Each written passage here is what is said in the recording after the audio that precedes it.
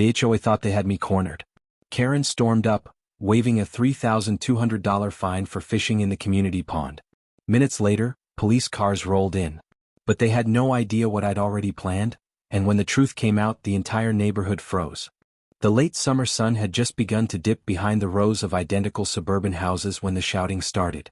"Do you think you can just take whatever you want?" I looked up from my lawn chair, startled. There she was, Karen, the president of our HOA, striding across the manicured grass like she owned the entire neighborhood.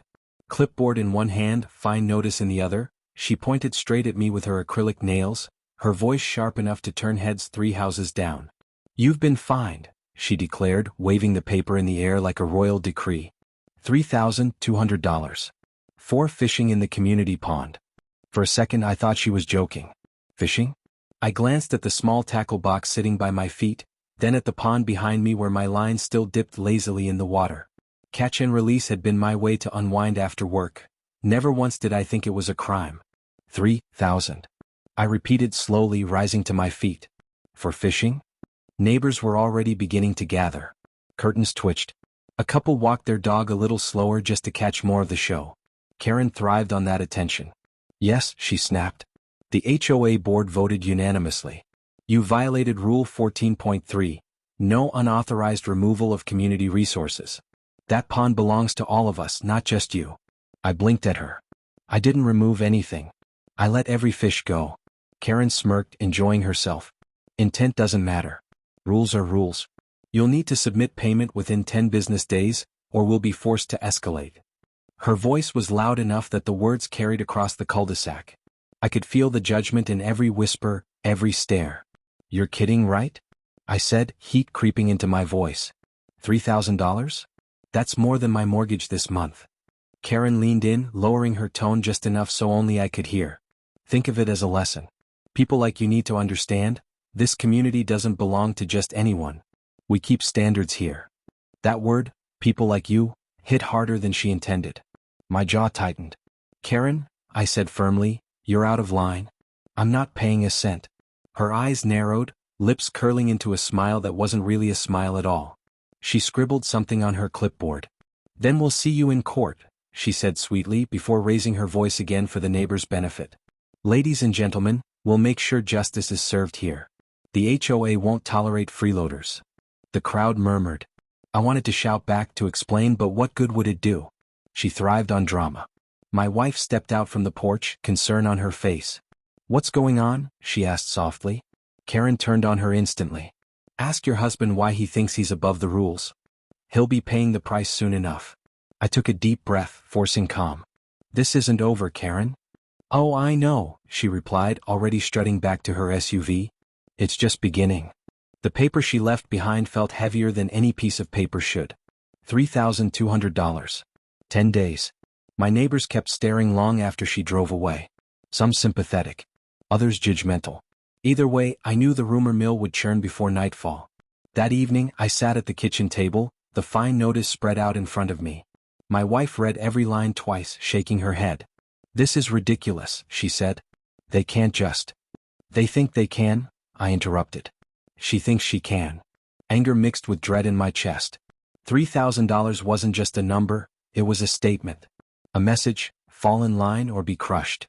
The phone buzzed. A message from a neighbor I barely knew. "Sorry man, I saw what happened. Karen's been gunning for you ever since you spoke up at that landscaping meeting. She'll make your life miserable if you don't pay." My stomach sank. This wasn't about fishing. It was about control. Later that night, as the crickets chirped outside and the neighborhood fell quiet, I stepped back out onto the porch. The pond shimmered under the moonlight, calm, innocent, almost mocking. How could something so peaceful cause such chaos? My fists clenched. No, this wasn't the end. If Karen wanted a fight, she had just picked the wrong man. The next morning, just as I was pouring coffee, there was a heavy knock on the door. Through the window, I saw a uniformed sheriff standing on my porch, papers in hand. And behind him, Karen, smirking like she'd already won. The sheriff's presence on my porch that morning made my stomach churn. He wasn't threatening, but the sight of him, the polished badge catching sunlight, the official papers in his hand, gave the whole thing a new weight. This wasn't just neighborhood gossip anymore. "Mr. Collins?" he asked, voice steady, professional. "Yes," I replied, standing a little taller though my palms were damp. He extended the papers. You've been served. Notice of pending legal action, filed by your homeowners association. Behind him, Karen leaned against her car with her arms crossed, the very picture of satisfaction. She didn't even try to hide her smirk. The sheriff's eyes softened slightly, as if he'd seen this dance too many times before. Look, I'm just the messenger. But you'll need to respond to this within the time frame listed. Ignoring it isn't an option. I took the envelope, its edges sharp against my fingers. Thank you, I muttered.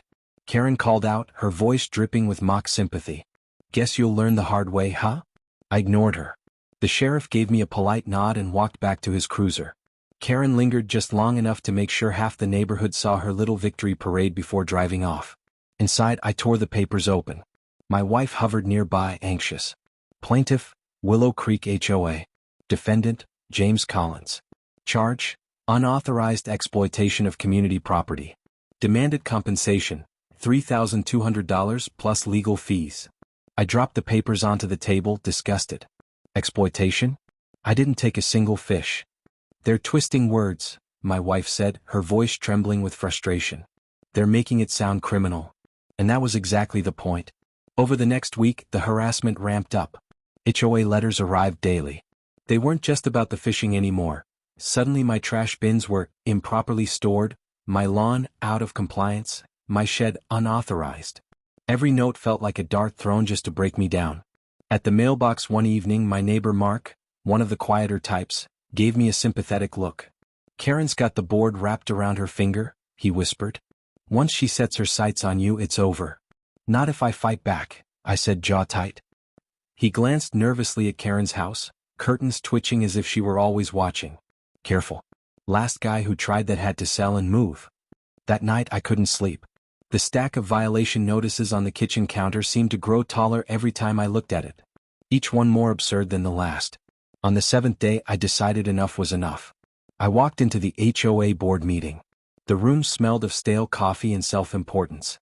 Karen sat at the head of the table, gavel resting before her as though she were some kind of judge.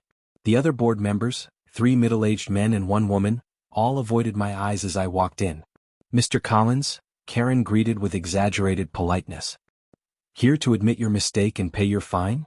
I pulled out the chair opposite her and sat down. No. I'm here to tell you this is ridiculous.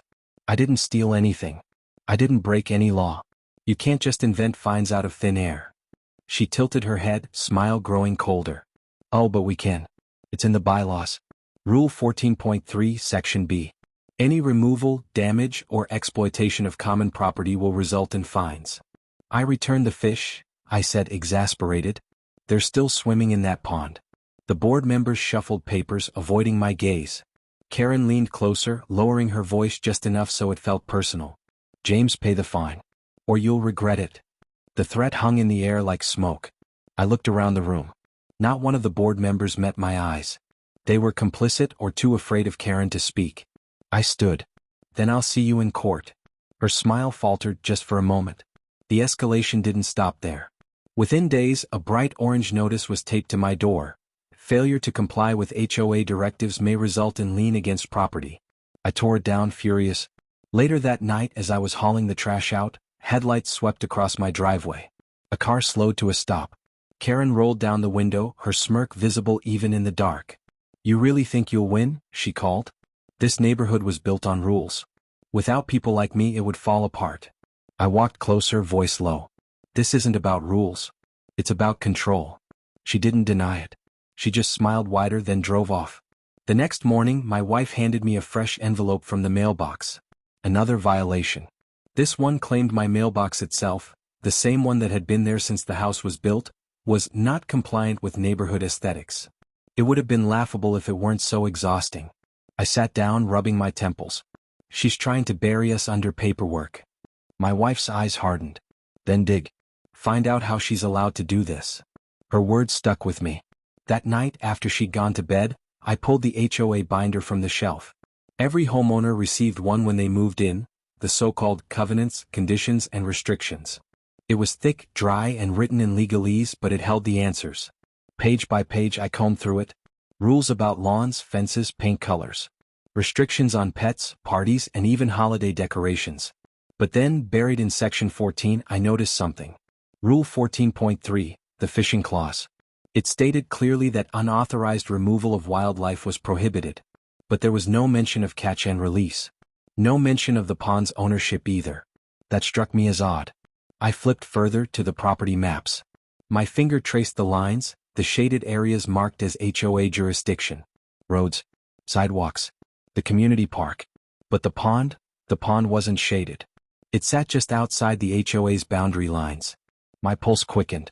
If this map was correct, Karen had no authority over the pond at all. The next HOA letter came the following morning. Another $200 administrative fee, added to my supposed balance. I crumpled it and tossed it in the trash. Enough was enough. I picked up the phone and called a lawyer. At our first meeting, I slid the HOA binder across the lawyer's desk. He flipped through the pages, adjusted his glasses, then leaned back in his chair with a slow smile. "Mr. Collins," he said, tapping the map with his pen, "they don't own that pond." "Is fine? Their entire case? It doesn't hold water." The lawyer's words echoed in my head for days. They don't own that pond. Their case doesn't hold water. It should have felt like victory. Instead, it felt like the start of a bigger war. Because if Karen found out she was losing her grip, she wouldn't back off, she'd double down. And she did. The harassment turned from paperwork to pressure. Walking through the neighborhood was no longer simple. Neighbors who once waved now looked away. Some whispered behind their hands as I passed. Others shook their heads as if I'd committed some unforgivable sin. Karen had been busy spreading her version of the story. One evening, as I was taking the trash out, Mrs. Wilson from across the street stopped me. She was kind, the sort who baked cookies for new families when they moved in. Her voice was hesitant. "James, I don't want to get involved," she said, lowering her tone, "but people are saying you're stealing from the neighborhood. That you're suing the HOA to get out of paying your dues." My jaw tightened. "That's not true, and Karen knows it." She gave me a sad smile. "I know. But not everyone will believe you. She's persuasive." The words stung. At the community playground a few days later, I overheard two dads talking. "Guy's a cheat," one muttered. "If everyone did whatever they wanted, this place would fall apart." "Karen's tough, but she's right," the other replied. "You don't cross her." I wanted to step in to set the record straight, but what good would it do? They'd already chosen a side. And then there were those who didn't choose at all. My neighbor Mark stopped by one evening, keeping his voice low. "Listen, I know you're right. I've seen the maps. That pond's not theirs. But you have to understand, Karen's ruined people before. She'll dig until she finds something. I got kids, James. I can't afford to get on her bad side." I couldn't even be mad at him. Fear was a powerful leash. It wasn't just talk either. Karen had the board issue me new violations, piling them on like bricks meant to bury me alive. One morning, a bright yellow notice was taped to my garage door. "Unapproved vehicle. Remove immediately or face towing at owner's expense." The vehicle in question? My pickup truck. The same truck I'd parked in that driveway for 5 years without a single complaint. That night, a warning appeared on my lawn. "Grass exceeds length restrictions." It was laughable. My lawn was freshly mowed. Even my mailbox was targeted again. This time, they demanded I replace it with a community-approved design, which conveniently cost $400 from a vendor Karen's cousin owned. The absurdity would have been comical if it wasn't so draining. By now, whispers weren't enough for Karen. She wanted a show. At the next HOA board meeting, she made sure to invite the entire neighborhood. Chairs were lined up in rows, the room packed with people. The tension was thick as I walked in. Karen banged the gavel like a judge opening court. "Ladies and gentlemen," she began, her voice rising with righteous confidence, "we are here to discuss the repeated violations committed by Mr. Collins. He has ignored fines, refused compliance, and now threatens this community with legal action." Murmurs rippled through the crowd. I raised my hand. "That's not true." "Mr. Collins," she snapped, "you'll have your turn." My blood boiled, but I forced myself to sit, waiting. She went on, parading through a slideshow of photos. My truck, my lawn, even my trash bins, each presented as if it were evidence of some great crime. Finally, she turned to me. "Would you like to explain why you think you're above the rules the rest of us follow?" I stood slowly, every eye in the room on me. "I'm not above the rules. I follow them. But I won't follow rules that don't exist. The pond isn't HOA property. Your fines are invalid and you know it." Gasp. Whispers. The crowd shifted uneasily. Karen's face reddened. That's a lie. Don't listen to him. I pulled out a copy of the property map. This is from the official deed registry. Anyone can verify it. The pond sits outside HOA boundaries. You have no authority over it. For the first time, Karen faltered. But only for a moment. She recovered quickly, plastering on that smug smile.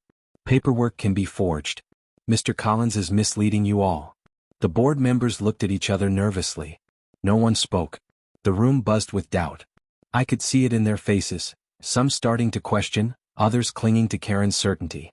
Think carefully, I told them, my voice steady. If they can find me for something they don't even own, what's stopping them from coming after you next? The murmurs grew louder. Karen slammed the gavel again. Order. This meeting is adjourned. We'll handle this in court. She stormed out, her heels clicking like gunshots against the tile. That night, my wife and I sat on the porch in silence. The neighborhood around us was quiet, but it didn't feel peaceful anymore. It felt divided. Some neighbors had nodded at me as they left the meeting, small signs of support. Others glared openly, siding with Karen. I realized then that this wasn't just about a pond or a fine. It was about control of the entire community. And Karen wasn't going to let go without a fight. The next morning, just as I was leaving for work, 2 police cruisers pulled up in front of my house. Officers stepped out, hands resting on their belts. Mr. Collins, one called. We need to ask you some questions. And standing on the sidewalk, arms folded, was Karen, watching with that same satisfied smirk. The flashing blue lights reflected off the windows of my house like some kind of warning beacon. 2 officers stepped out of their cruisers, their expressions calm but serious. My stomach twisted. Behind them, Karen stood on the sidewalk with her arms crossed, lips curled into that smug grin. She looked like a queen watching her knights ride into battle. Mr. Collins? One officer asked. He was tall, late 40s, with a steady gaze that said he'd done this hundreds of times before. Yes, I answered, trying to keep my voice level. We've had a report filed against you, the second officer said, holding a small notepad. Allegations of theft of community property. Specifically wildlife. I blinked. Theft of wildlife? Karen piped up immediately, loud enough for half the street to hear. He's been stealing fish from the community pond. Selling them for all we know. It's outrageous. We have photos, we have witnesses. Karen, I snapped. I caught and released. Every fish is still in that pond. You know it. The officer held up a hand, cutting me off. Sir, please. We're just here to gather information. I took a deep breath, forcing myself to stay calm. Losing my temper would play right into Karen's hands. Officer, this is a misunderstanding. That pond isn't even HOA property. I have the documents to prove it. The older officer raised an eyebrow. You have paperwork? Yes, I said quickly. Property maps, deeds. I can get them for you. Karen laughed sharply. Paperwork can be faked. Are you really going to take his word over the HOA? We enforce the rules for a reason. The younger officer looked at her, unimpressed. Ma'am, we'll handle this. But Karen wasn't done. She whipped out her phone, shoving it toward the officers. Look at these photos. Him with his fishing pole pulling fish out. Clear as day. The officer glanced at the screen, then back at me. Sir, do you admit to fishing in the pond? Yes, I said firmly. Catch and release. Nothing illegal about it. And again, it's not HOA property. The older officer scratched his chin. That may be true, but if the HOA's filed a complaint, we still need to document it. He pulled out a form and started writing. My heart pounded. The sight of official paperwork, the idea of my name tied up in some police file, made the whole thing feel heavier. Karen stepped closer, whispering just loud enough for me to hear. You can't win, James. Every time you push back, it's going to get worse. I clenched my fists but said nothing. Finally, the officer tore the slip from his pad and handed it to me. This is just a report acknowledgement. It doesn't mean charges are filed, but you'll want to have your documentation ready in case it goes further. I nodded, swallowing hard. Karen smiled triumphantly. See you in court, James. The officers gave me a final nod before heading back to their cruisers. The neighborhood was buzzing, people standing on porches, whispering, recording on their phones. My humiliation was complete. That evening, I spread everything out on the kitchen table. The HOA binder, the property map, the violation notices, the police report acknowledgement. My wife sat across from me, her face pale. This is insane, she said softly. They're turning the whole neighborhood against us. That's the point, I muttered. Karen knows if she makes me the villain, No one else will question her. She reached for my hand. So what do we do? I looked at the map again, my lawyer's words echoing. They don't own that pond. We fight, I said finally. But not just in court. We fight smart. The next day as I pulled out of my driveway, Karen was waiting. She flagged me down with a smug wave. Against my better judgment, I rolled down the window. You really want to drag this out? She asked, leaning close. You could make this all go away. Pay the fine, apologize at the next meeting, and maybe, I'll let it slide. I stared at her. You want me to crawl? That's what this is about. Her smile widened. Exactly. I shook my head. Not gonna happen. Her expression darkened. Then you'll regret it. She stepped back as I pulled away, but her glare followed me down the street. Over the next week, the pressure mounted. More violation notices. More whispers. Some neighbors avoided me entirely, afraid of being seen on my side. But not everyone. One evening, Mark stopped by again. He looked around nervously before speaking. I heard about the cops. That's too far. She's abusing her power. Then say something, I urged. You know the pond isn't theirs. If enough of you speak up, she can't silence us all. He shook his head, guilt flickering in his eyes. I can't, James. My wife, she's scared Karen will come after us too. I sighed. Then at least stay out of her game. Don't help her spread the lies. He nodded weakly, then walked away. I was alone. Or at least that's how it felt. A few days later, I received a certified letter from the HOA's lawyer. This one was colder, more formal than the rest. Failure to comply will result in immediate legal escalation, including but not limited to liens and property seizure. My wife read it over my shoulder, her voice shaking. Can they really take our home? Not if we fight back, I said, though even I wasn't entirely sure. That night I couldn't sleep. I sat in my study, staring at the papers, the maps, the evidence. Karen thought she had me cornered. She thought she could bury me in fear and humiliation. But she didn't know what I'd found in those documents. She didn't know the card I was holding close to my chest. The next morning, as I stepped outside to collect the paper, Karen was waiting again. But this time she wasn't alone. 2 HOA board members stood with her, and one of them carried a folder thick with papers. Karen's smile was razor sharp. James, we've decided it's time to take this to the next level. And with that, she handed me the folder, a formal court summons. The summons folder sat heavy in my hands, thicker than any HOA notice I'd received before. I carried it inside like a loaded weapon, setting it down on the kitchen table with more force than I meant to. My wife flinched at the sound. What now? She asked, eyes wide. I opened the folder. Inside was a neatly bound packet stamped with legal seals, pages upon pages outlining charges, fines, penalties. It was Karen's dream come to life. Plaintiff, Willow Creek HOA, I read aloud. Defendant, James Collins. Damages sought, $3,200 plus attorney's fees, court costs, and any additional penalties deemed appropriate. My wife gasped. They're trying to bury us. That's the plan, I muttered, flipping through the dense legal jargon. Scare us into paying before we even set foot in court. But fear wasn't going to win this. That night, after my wife went to bed, I pulled the binder back out, the HOA covenants, conditions, and restrictions. The same bloated rulebook Karen loved to wave around like scripture. I brewed a pot of coffee and spread everything across the table. The binder, the property maps, old meeting minutes, even the original welcome packet we'd received when we bought the house 5 years ago. The more I read, the angrier I got. Rule after rule about mailbox height, lawn color, fence paint, trash bins. They wanted control over every detail of our lives, down to what flowers we could plant. But when it came to actual ownership, actual legal boundaries, the language got vague. It was in the maps that I found clarity. I ran my finger along the property lines again.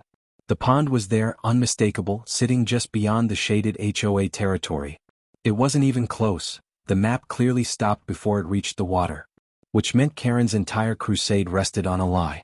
Still, I needed more than my word. The next day, I drove downtown to the county clerk's office. The building was old, the kind that smelled faintly of dust and ink. Behind the counter, a tired-looking clerk glanced up. "Can I help you?" she asked. "I need property records," I said, sliding the HOA's map across the counter. "For Willow Creek. Specifically the pond." She squinted at the map, then disappeared into a back room filled with filing cabinets. Minutes later, she returned with a thick folder of deeds and plats. I flipped through, heart pounding. And there it was. The pond was listed under city jurisdiction, not the HOA. In fact, the HOA had never owned it at all. "Can I get a certified copy of this?" I asked. "Sure," she said, stamping the page. I walked out clutching the papers like treasure. That night I called my lawyer. We met the next morning in his office, a cramped space stacked with case files. I spread the documents across his desk. He leaned forward, adjusting his glasses. "Interesting. The pond belongs to the city, not the HOA. Which means they've been overstepping their authority."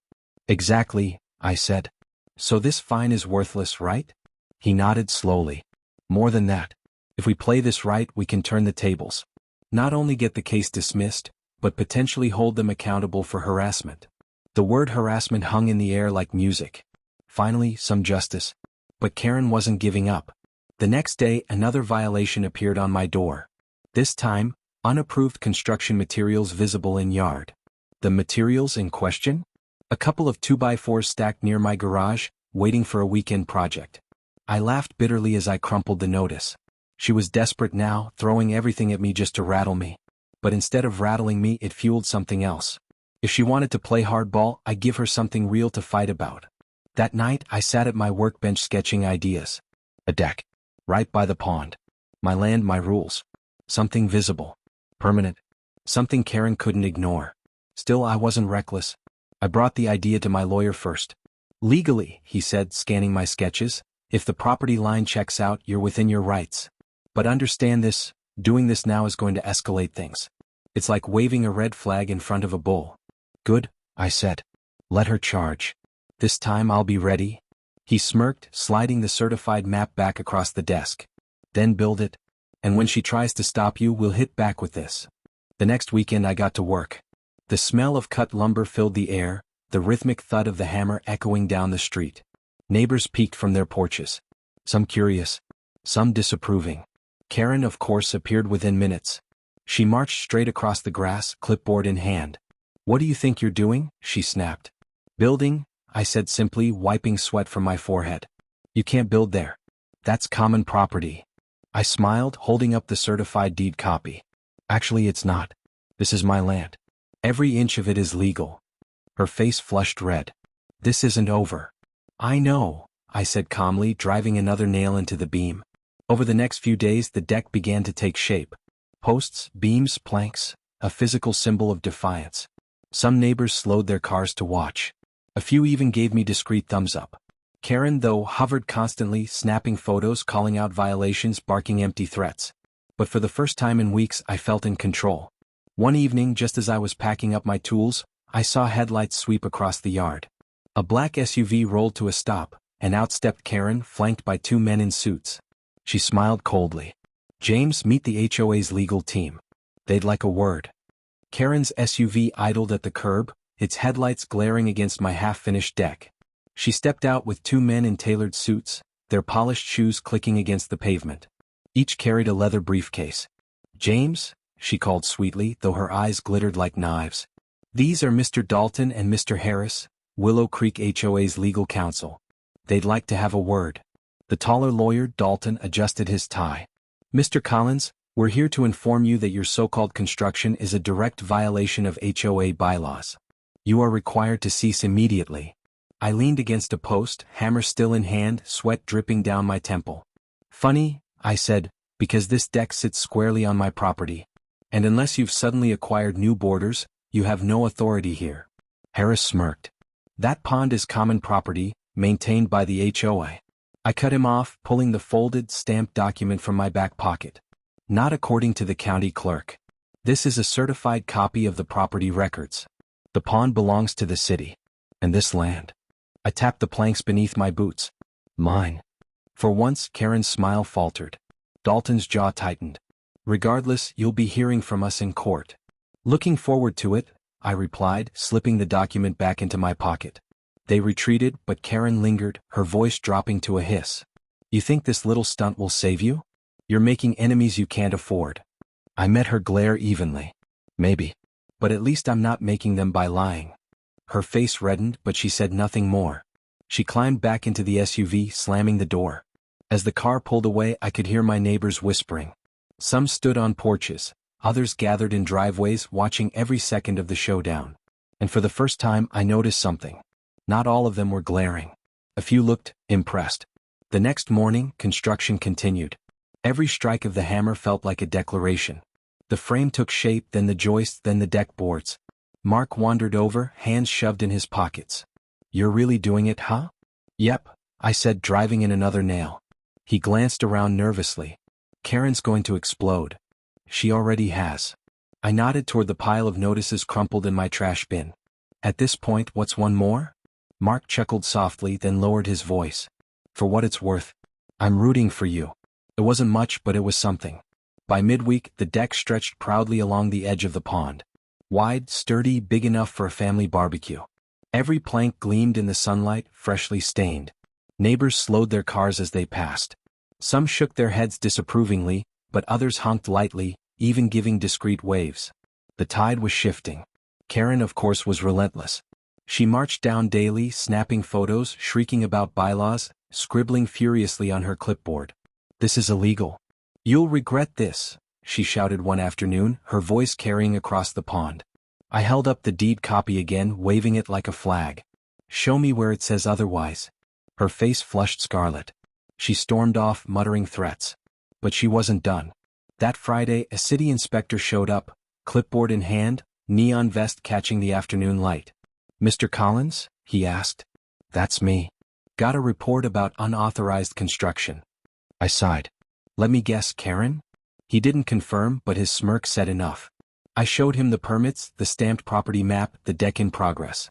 He walked around, jotting notes. Finally he looked up. "You're clear. Everything checks out. Legally you're good to go." Relief washed over me. "Appreciate it." Karen, watching from her porch across the street, slammed her door so hard the sound echoed down the block. That weekend I hosted a small gathering. Just a few supportive neighbors, Mark, Mrs. Wilson, and a couple others. We grilled burgers on the nearly finished deck, laughter floating into the summer air. For the first time in weeks, the tension eased. But even in that moment of peace, I knew it wouldn't last. Karen wouldn't allow it. Sure enough, Monday morning, another certified letter arrived.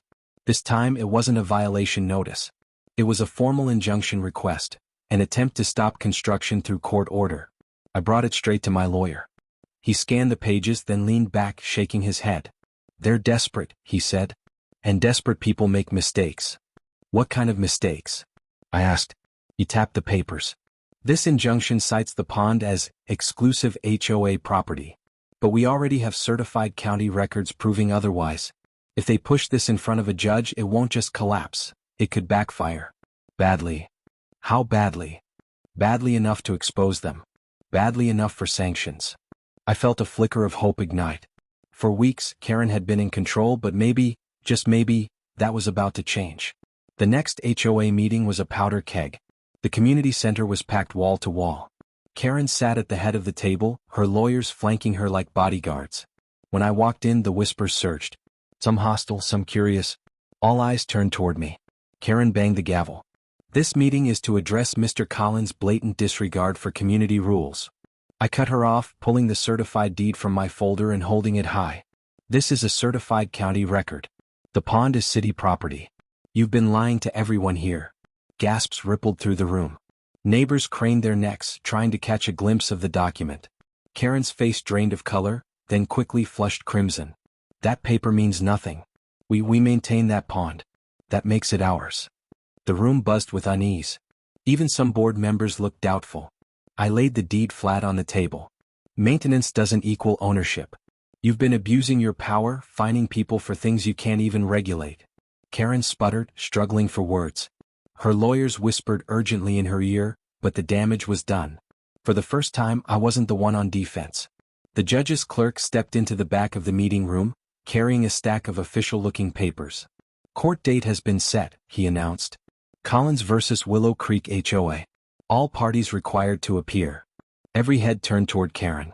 Her mask slipped, panic flashing across her face before she forced the smile back into place. This wasn't just neighborhood drama anymore. The fight was going to court. The courthouse smelled faintly of old wood and coffee. Its echoing halls carried the low hum of voices, the shuffle of papers, the clack of polished shoes. I sat at the defense table with my lawyer, Mr. Jacobs, the certified property records neatly stacked in front of us. Across the room, Karen sat tall and smug at the plaintiff's table, flanked by her two attorneys, Dalton and Harris. She wore her confidence like armor, crisp blazer, pearl necklace, lips pressed into a smile that screamed victory was inevitable. Neighbors had come too. Dozens of them lined the benches, some curious, others eager to see blood. A few even had their phones out, discreetly recording.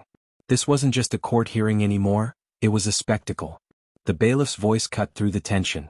All rise. We stood as the judge entered, a stern-looking woman in her 60s. Her eyes scanned the room with the sharpness of someone who'd seen every trick in the book. She sat, adjusted her glasses, and motioned for us to do the same. Case number 4581, Willow Creek Homeowners Association versus James Collins, she said. Opening statements? Dalton rose first, buttoning his suit jacket with practiced ease. He projected confidence, his voice smooth and commanding. Your Honor, the defendant has repeatedly violated community rules, specifically the unauthorized use and exploitation of common property. The HOA has issued fines totaling $3,200, which the defendant has refused to pay. His actions not only flaunt the rules but undermine the order and standards this community relies on. He glanced at Karen, who nodded approvingly. Today, we seek enforcement of these fines and reimbursement for legal expenses incurred due to his willful noncompliance. He sat, smug, confident. The judge nodded. Mr. Jacobs? My lawyer stood, adjusting his tie with deliberate calm. Your Honor, he began, this case isn't about community standards. It's about abuse of power. My client has not broken any law, nor has he damaged or stolen property. The HOA is attempting to fine him for fishing, catch and release, in a pond they don't even own. A murmur rippled through the benches. Karen shifted uncomfortably. Jacobs held up the certified documents. We will demonstrate today that the pond in question lies outside the HOA's jurisdiction. Furthermore, we'll show a pattern of harassment against my client designed to intimidate and control, rather than uphold community values. He sat calm as a stone. The judge's eyes flicked between us, measuring. Proceed. Karen's lawyers brought out their evidence first. Photos of me fishing, copies of violation notices, and a parade of witnesses who'd seen me by the pond. One elderly neighbor testified, I saw him pull fish out. It looked like stealing to me. Dalton asked, and what did you think when you saw this? The man replied gravely, that if we let him get away with it, everyone will start taking what they want. Karen sat back, smug again, basking in every word. Then it was our turn. Jacobs stood, holding up the certified map. Your Honor, this is an official county document, stamped and verified. It shows the HOA's jurisdiction boundaries. Notice the shaded areas, they stop well short of the pond. The pond belongs to the city. The HOA has no authority over it, and therefore no right to levy fines for its use. He handed the map to the clerk, who passed it to the judge. She studied it, brows furrowing. Karen's smile faltered. Dalton jumped up. Objection. That map doesn't prove ownership. The HOA maintains the pond. Jacobs cut in, maintenance does not equal ownership. They mow the grass around the sidewalks too, but that doesn't make the roads theirs. The judge raised a hand. Enough. I'll review the document. As testimony continued, Jacobs called me to the stand. Mr. Collins, he said, describe your fishing activities. Catch and release, I explained. No fish were removed. It's something I've done for years without issue until recently. And what happened when you refused to pay the fine? They escalated. Violation notices. Police reports.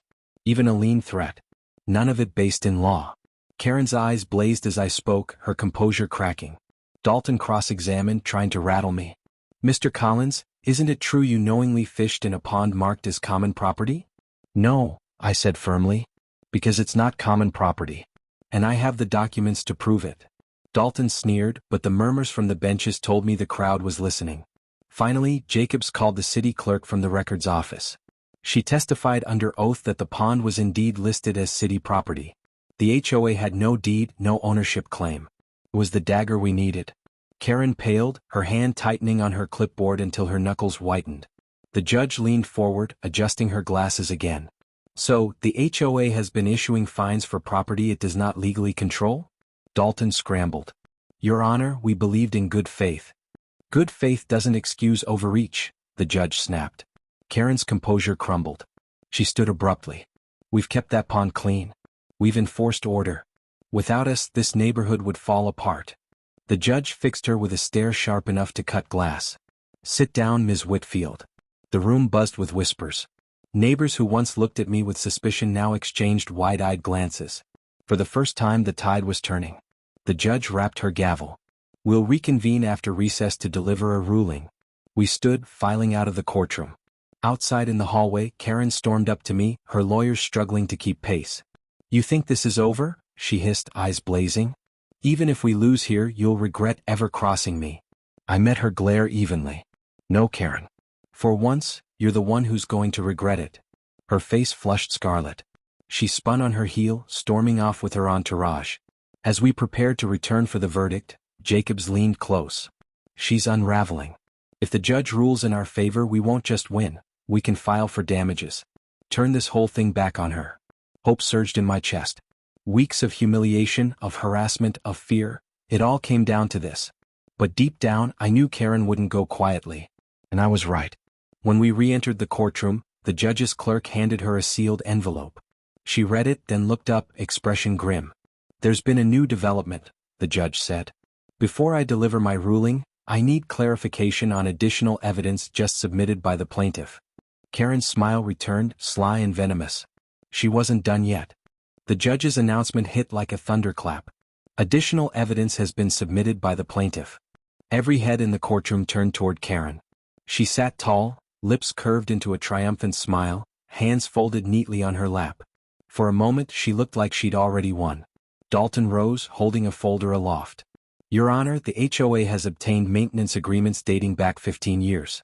These documents show the HOA's consistent stewardship of the pond, including expenses for landscaping, cleaning, and fish stocking.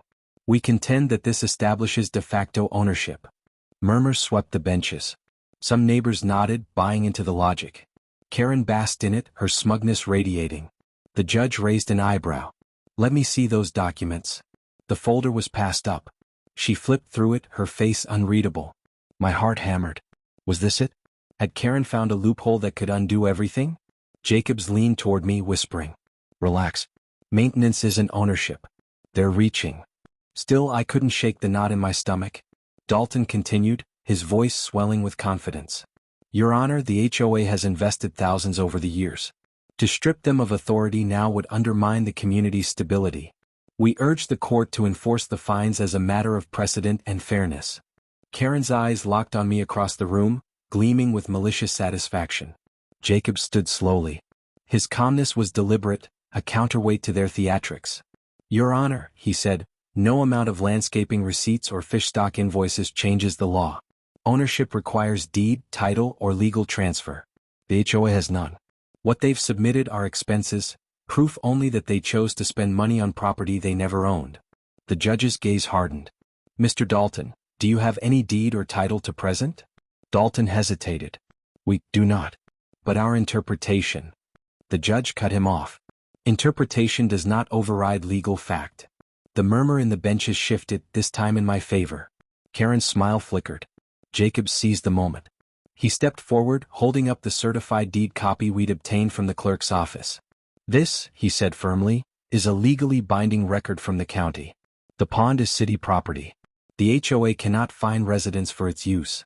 And yet, they levied thousands in penalties, threatened liens, involved police, and dragged my client through months of harassment. He turned toward the judge. That's not enforcement of rules. That's abuse of power. The judge's gavel struck once. Order. The room hushed. Karen couldn't contain herself. She shot to her feet. This is absurd. Without us, that pond would be a cesspool. We've maintained it for years. We deserve authority. The judge's eyes narrowed. Sit down, Ms. Whitfield. This is not about what you think you deserve. It's about what the law recognizes.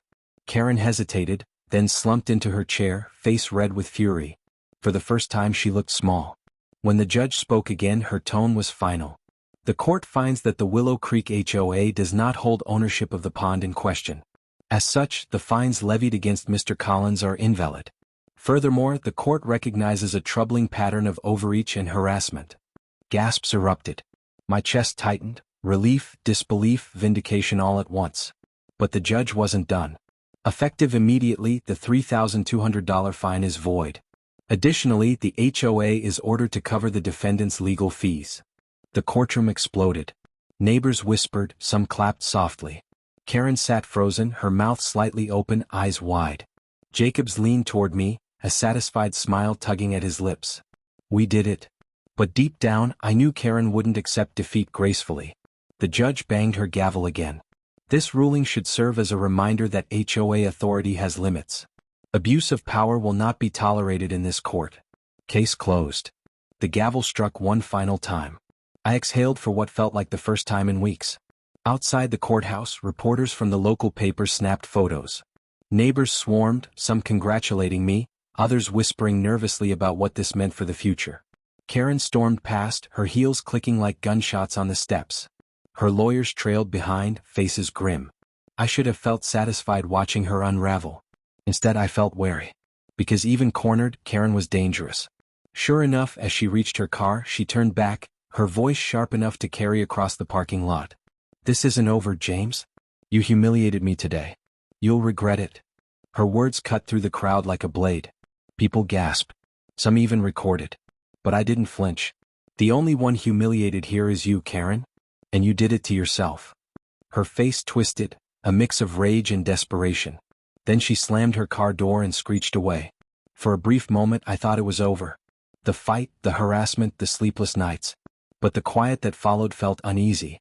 Back home, the deck stood proudly by the pond, nearly finished. My wife hugged me on the porch, tears of relief in her eyes. You did it, she whispered. We're free. I kissed her forehead, holding her close. Almost. Because in my gut, I knew Karen wouldn't let it end here. And I was right. 2 nights later, I was woken by a noise outside, a sharp crack, then another. I bolted upright, heart racing. Through the window, I saw it. Someone had spray-painted the deck in red, jagged letters. Pay up.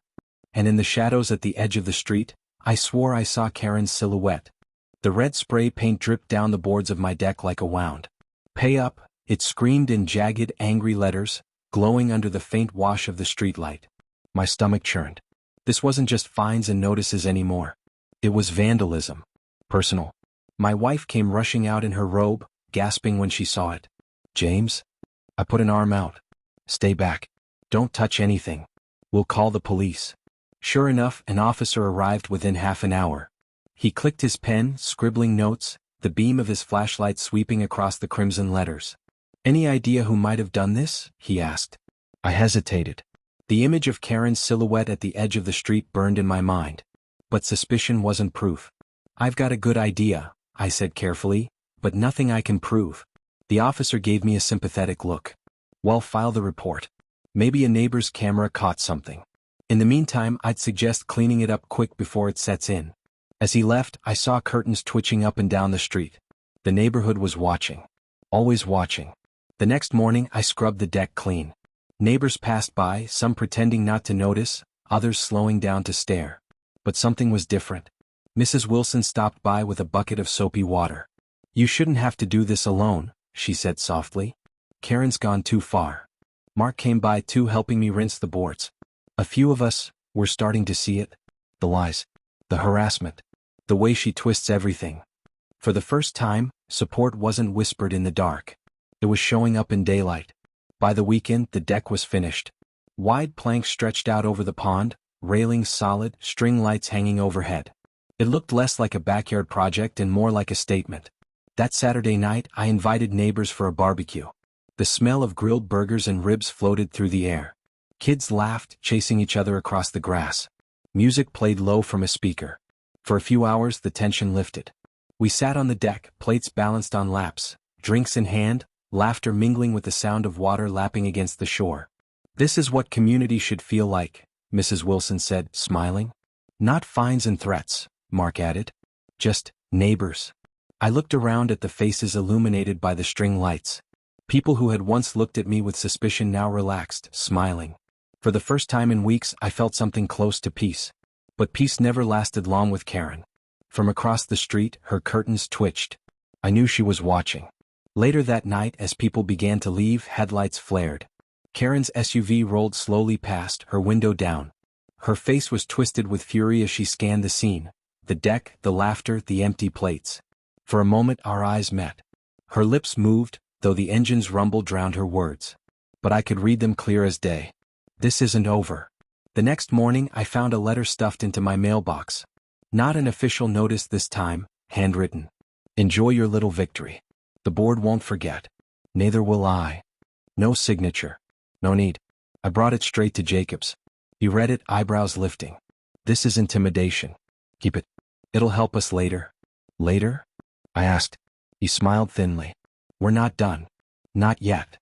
As the days passed, the community began to shift.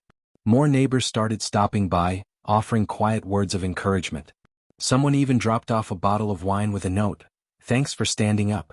You're braver than we were. Karen's grip was slipping. But slipping grip is dangerous. One evening, just as the sun set, I saw Karen on the sidewalk in front of my house. She wasn't alone. 3 other board members stood with her, clipboards in hand. James, she called loudly, her voice carrying down the block. We're here to inform you that the board has voted to pursue removal of your membership privileges. Effective immediately. Neighbors peeked from porches. Kids stopped playing. Everyone was listening. I stepped onto the deck, arms crossed. Removal from what? My own property? Karen's smile was sharp. From this community. We'll move to foreclose on your house if you don't comply. You think one court ruling protects you? Think again. Gasps rippled through the crowd. Even her fellow board members shifted uncomfortably. I raised the stamped county deed high. You've already lost in court once. You try this again and you'll lose more than your case. You'll lose this entire HOA. The street buzzed with murmurs. Some neighbors clapped quietly. Others whispered, exchanging glances. For the first time, Karen's own board members looked uncertain. Her face twisted, the mask of control slipping again. You'll regret this, James. I promise you. That night, I sat on the finished deck under the glow of the string lights, my wife beside me. The pond shimmered in the dark, peaceful, almost mocking the chaos around it. We're close, she said quietly. Closer than ever, I agreed. But deep down, I knew Karen wasn't finished. She couldn't walk away, not without trying to scorch the earth first. And sure enough, she didn't. The very next morning, I opened my door to find not one, but 2 police cruisers in my driveway. The officer's words froze my blood. Mr. Collins, we have a warrant to search your property. The HOA has alleged fraud. And standing behind them, arms folded, was Karen, her smile back wide and venomous. The knock on my door that morning was louder than usual. Heavy. Demanding. When I opened it, 2 uniformed officers stood on my porch, their cruisers blocking my driveway. One held a folded document. Mr. Collins, he said, we have a warrant to search your property. The HOA has filed allegations of fraud. Behind them, Karen stood with her arms crossed, smiling like she'd already won. Fraud. The word echoed in my chest like a drum. Fraud for what? I asked, my voice tight.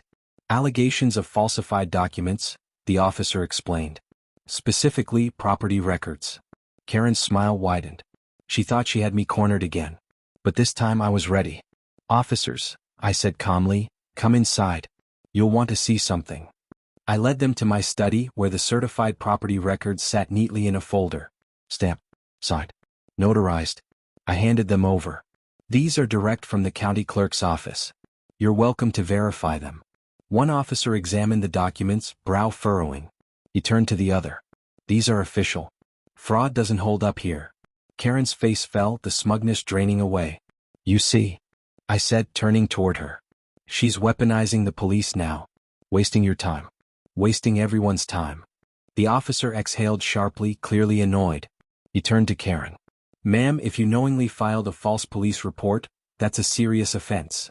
Gasps rippled from the cluster of neighbors who had gathered at the end of the driveway, watching everything unfold. Phones were out, recording. Karen's eyes darted left and right, panic creeping in. I thought. But the officer cut her off. Enough. We'll be filing this incident in our report. Don't think there won't be consequences. For the first time, Karen had no words. She turned, storming off toward her SUV, but the damage was done. Everyone had seen it. The fallout was immediate. Within days, neighbors were demanding answers. A petition circulated calling for Karen's removal as HOA president. People who had once whispered their support now stood openly, signatures piling up. At the next board meeting, the room was electric. Karen tried to call the meeting to order, but the voices drowned her out. You embarrassed this whole neighborhood. one man shouted. You lied to us, another woman snapped. Mark stood up, his voice carrying. We deserve better. Karen, it's time to step down. Her face was pale, her hands trembling as she tried to cling to control. I've done nothing wrong. But the board members beside her didn't back her up this time. They shifted uncomfortably, eyes down, clearly unwilling to sync with her. Finally one spoke. Effective immediately, I motion to remove Ms. Whitfield as HOA president. The room erupted in cheers. Karen's gavel slipped from her hand, clattering against the table. She stood frozen, humiliated, before storming out to a chorus of voices calling for her resignation. And just like that, the reign of Karen was over. In the weeks that followed, the neighborhood changed. The hostility eased. The fear lifted. People smiled more, stopped to chat, even came over to enjoy the new deck. The pond shimmered quietly as kids fished off its banks, laughter ringing out where tension once ruled. Mark helped me install a new grill. Mrs. Wilson brought over pies. For the first time, Willow Creek felt like the community it was supposed to be. And Karen? She sold her house within the month. Rumor had it she moved to another subdivision 2 towns over. Maybe she thought she could start fresh. Maybe she thought she could find another group to control. But here she was finished. One evening, as the sun dipped low and the string lights on the deck flickered on, I sat with my wife watching the pond glow gold. We made it, she whispered. Yeah, I said softly. We did. I thought back to that first fine, $3,200 for something as harmless as fishing. It seemed almost laughable now compared to everything that followed. The threats, the court battle, the vandalism, the police. All because one person thought power mattered more than truth. But in the end, truth won. Outro. Reflection to audience. So what's the lesson here? Homeowners associations can serve a purpose, but they're not above the law. They're not above basic decency. And when someone in power abuses their authority, it only takes one person standing firm to change everything. Would I go through it again? No. But would I stand up again? Absolutely. Because sometimes the price of silence is far higher than the cost of a fight. And to you watching, what would you do if your HOA came after you with a fine that wasn't fair? Would you pay it just to make them go away? Or would you push back even if it meant war? Let me know in the comments. And if you've ever dealt with an HOA nightmare, you're not alone. Hit subscribe because more stories like this are coming. And trust me, they only get crazier. The camera pans out over the finished deck glowing under string lights. Neighbors gathered, laughing, kids casting fishing lines into the pond. The air is warm, peaceful, and free of Karen's shadow. For once, Willow Creek felt like home again.